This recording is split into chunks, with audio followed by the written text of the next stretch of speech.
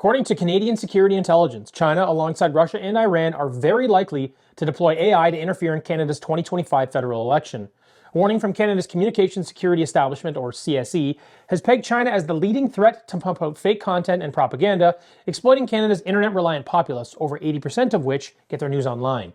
The CSE warns of tailored disinformation campaigns, deep fakes, bot-driven narratives, and the use of mined voter data aimed at sowing division in Canada. According to security intelligence, this is a very real threat, especially with an election looming this spring.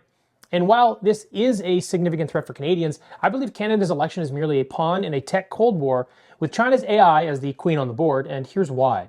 China's AI ascent, fueled by DeepSeek's sudden rise, is now front and center as a major threat to the West. By January 2025, DeepSeek had overtaken ChatGPT in the App Store, built in just 2 months on a mere $6 million budget, allegedly. OpenAI called the feat dubious, hinting that DeepSeek may have scraped data from US models. Meanwhile, US officials like Howard Lutnick and Senator Josh Hawley are scrambling to slow China's AI momentum by slapping chip bans and investment blocks on China's tech juggernaut.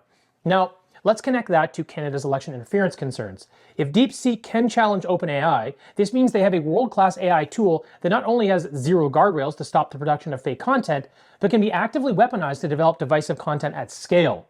So now, Canada's election is shaping up to be a testing ground for China's next-generation tech warfare, seeing if it can outmaneuver Western democracies without firing a single shot.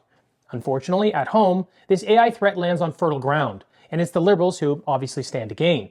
Trudeau's party has a track record with China, benefiting from Beijing's influence in both the 2019 and 2021 elections.